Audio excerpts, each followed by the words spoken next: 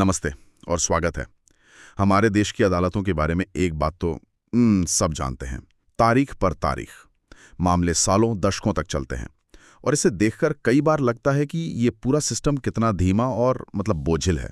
बिल्कुल, justice delayed is justice denied वाली कहावत तो हम सबने सुनी ही है और ये एक बहुत बड़ी हकीकत भी है, इसमें कोई शक नहीं। हाँ, तो आज हमारे पास भारतीय न्यायपालिका की संरचना पर कुछ बहुत ही दिलचस्प नोट्स हैं और सच कहूं तो इन्हें पढ़कर मेरा नजरिया थोड़ा बदला है।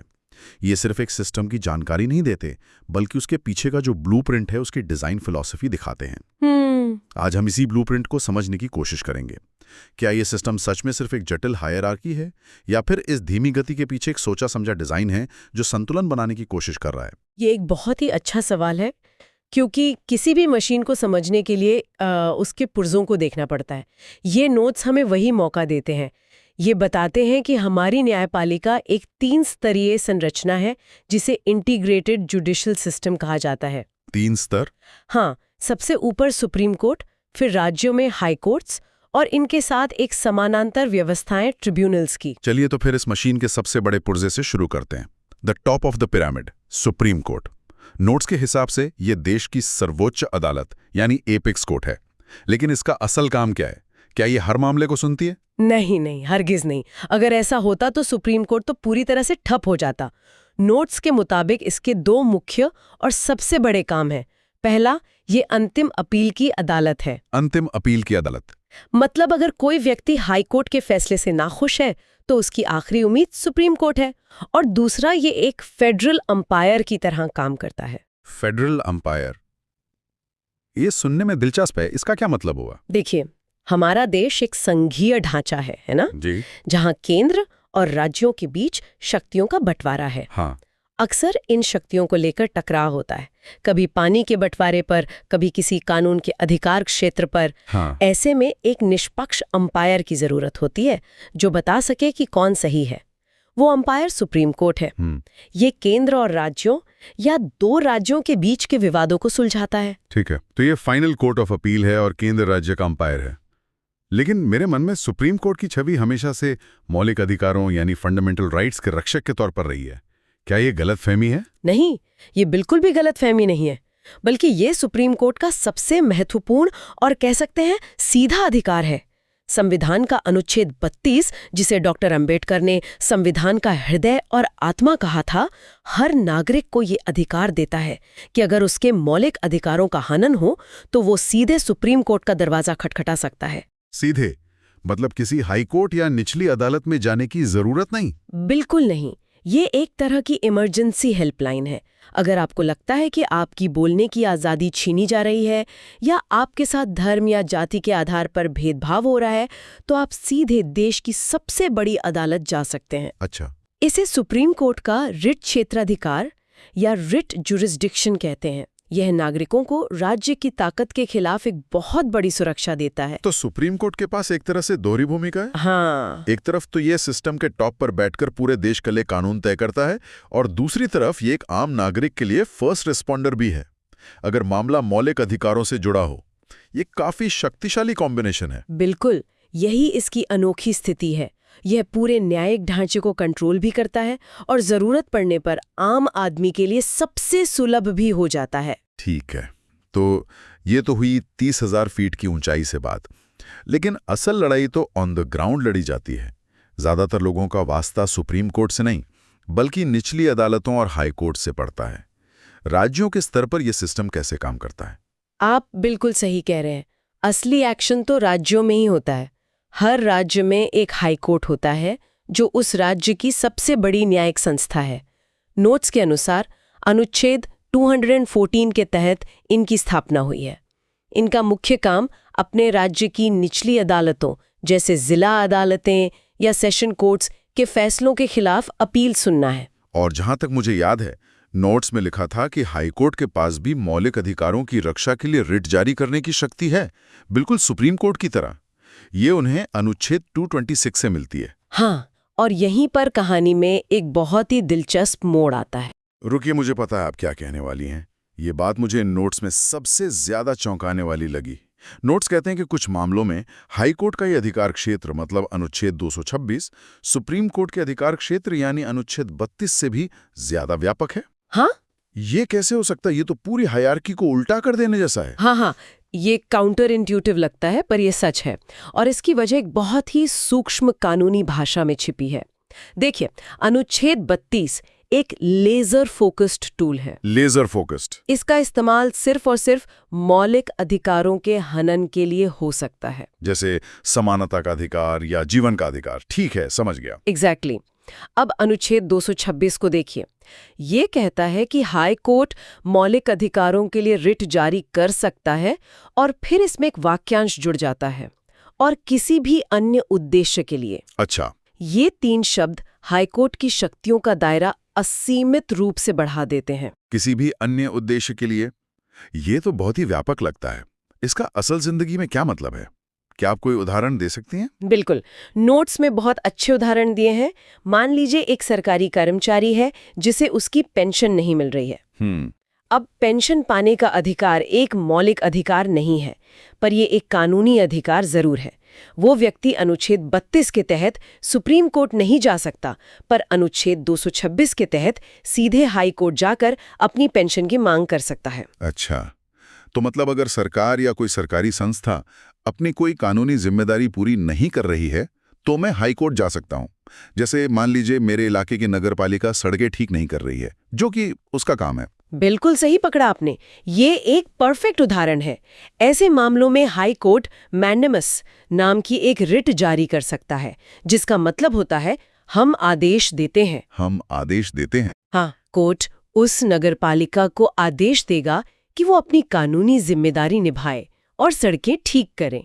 ये शक्ति अनुच्छेद 226 के बिना संभव नहीं हो सकती। तो फिर मैं ऐसे समझता हूं, अनुच्छेद 32 एक तरह से संविधान के आईसीयू का दरवाजा है, जो सिर्फ सबसे गंभीर मामलों यानी मौलिक अधिकारों के लिए खुलता है, जबकि अनुच्छेद 226 एक जनरल ओपीडी की तरह है, जहां आप मौलिक अधिकारों के साथ साथ हर तरह की कानूनी बीमारियों के लिए जा सकते हैं। ये एक शानदार एनालॉजी है। बिल्कुल बिल्कुल यही बात है।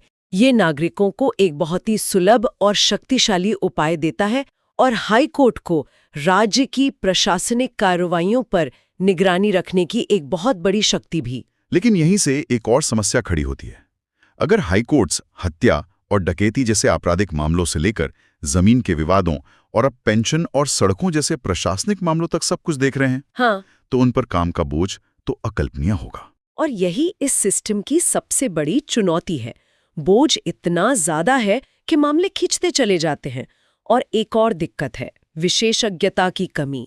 सोचिए, एक ही जज को एक दिन कंपनी कानून के जटिल मामले को सुनना है और अगले दिन पर्यावरण विज्ञान से जुड़े किसी मुद्दे पर फैसला देना है। बहुत सही बात है। ये व्यावहारिक रूप से असंभव है कि कोई एक व्यक्ति हर विषय का विशेषज्ञ हो। तो क्या इसी समस्या को हल करने के लिए सिस्टम में तीसरा स्तंभ बनाया गया, यानी ट्रिब्यूनल्स? एग्जैक्टली, आपने बिल्कुल सही नब्ज पकड़ी है। ट्रिब्यूनल्स का जन्म ही 2 जरूरतों से हुआ है, गति यानी स्पीड और विशेषज्ञता यानी एक्सपर्टीज। ये क्वाजी जुडिशियल बॉडीज हैं, मतलब ये पूरी तरह से कोर्ट नहीं है, लेकिन इनके पास किसी खास क्षेत्र के विवादों पर फैसला सुनाने की पावर्स होती हैं। तो ये एक तरह से लीगल सिस्टम के स्पेशलिस्ट डॉक्टर हुए। इससे बेहतर एनालॉजी हो ही नहीं सकती। जब आपको दिल की बीमारी होती है तो आप कार्डियोलॉजिस्ट के पास जाते हैं ना, जनरल फिजिशियन के पास नहीं। बिल्कुल। उसी तरह जब टैक्स से जुड़ा कोई विवाद होता है तो आप इनकम टैक्स अपीलिएट ट्रिब्यूनल यानी ITAT के पास जाते हैं। वहां बैठे सदस्य कानून के साथ साथ टैक्स के मामलों के भी विशेषज्ञ होते हैं। नोट्स में कुछ प्रमुख ट्रिब्यूनल्स की एक लिस्ट है। चलिए कुछ अलग अलग उदाहरण देखते हैं ताकि समझ सकें कि इनका दायरा कितना बड़ा है।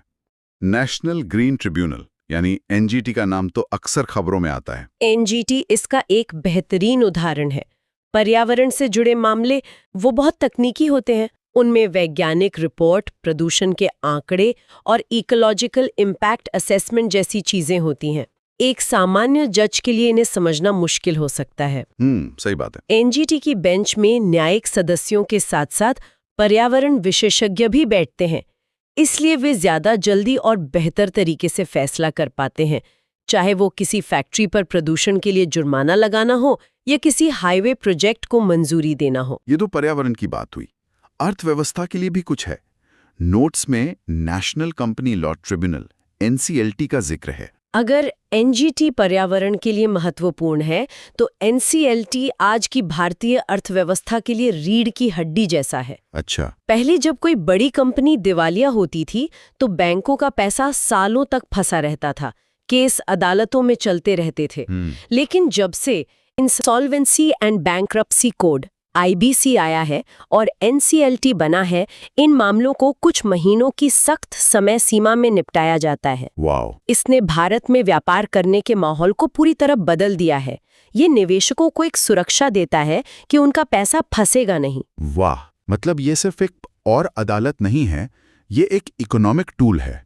पर्यावरण, अर्थव्यवस्था और कोई बिल्कुल अलग क्षेत्र का उदाहरण है। हाँ, एक और उदाहरण लेते हैं जो दिखाता है कि ये सिस्टम कितना विविध है। सशस्त्र बल न्यायाधिकरण या AFT। सेना की दुनिया के अपने नियम, अपनी संस्कृति और अपनी सेवा शर्तें होती हैं। एक सैनिक को अगर अपनी पदोन्नति, पेंशन या किसी अनुशासनात्मक कार्रवाई से जुड़ी कोई शिकायत है तो उसके लिए सामान्य अदालत में जाना बहुत मुश्किल हो सकता है। AFT एक ऐसा विशेष मंच है जो सैनिक कर्मियों के मामलों को उनकी सेवा के संदर्भ में समझता है और फैसला देता है।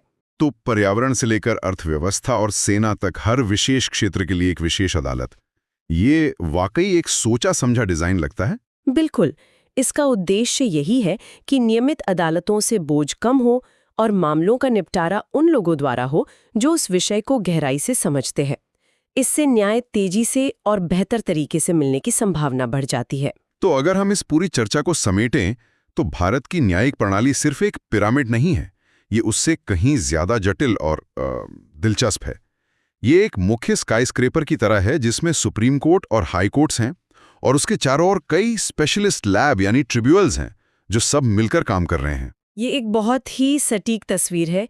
ये एक ऐसा डिज़ाइन है जो हायरार्की और स्पेशलाइजेशन के बीच संतुलन बनाने की कोशिश करता है ताकि 140 करोड़ लोगों के देश में हर तरह के विवाद को सुलझाने की क्षमता पैदा हो सके। और हमने ये भी देखा कि कैसे हाईकोर्ट का अनुच्छेद 226 नागरिकों को एक असाधारण शक्ति देता है जो उन्हें सिर्फ मौलिक ही नहीं बल्कि हर तरह के कानूनी अधिकारों के लिए सरकार को जवाबदेह ठहराने का मौका देता है। हाँ, ये पूरा ढांचा शक्तियों के संतुलन और न्याय तक पहुंच को सुनिश्चित करने के लिए बनाया गया है। सुप्रीम कोर्ट और हाई कोर्ट सामान्य कानून के संरक्षक हैं, जबकि ट्राइब्यूनल्स विशेष क्षेत्रों में न्याय की गारंटी देते हैं। इस चर्चा ने न्यायपालिका की संरचना के ब्लूप्रिंट को तो बहुत अच्छे से उजागर कर दिया है, लेकिन कोई भी डिजाइन तभी तक अच्छा है जब तक उसे चलाने वाले लोग सही हों।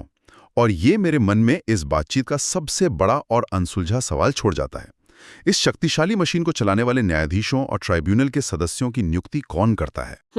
उनकी स्वतंत्रता कैसे सुनिश्चित की जाती है ताकि वे उसी सरकार के खिलाफ निष्पक्ष होकर फैसला दे सकें जिसका वे खुद एक हिस्सा हैं? आपने पहेली के सबसे महत्वपूर्ण और शायद सबसे विवादास्पद टुकड़ी पर उंगली रख दी है। न्यायिक नियुक्तियों और न्यायपालिका की स्वतंत्रता ही वह नींव है जिस पर ये पूरा ढांचा खड़ा है। और अगर ये नींव कमजोर हो जाए तो फिर डिजाइन चाहे कितना भी अच्छा क्यों ना हो, इमारत का गिरना तय है। ये एक ऐसा विषय है जिस पर एक और गहरी चर्चा की जरूरत है।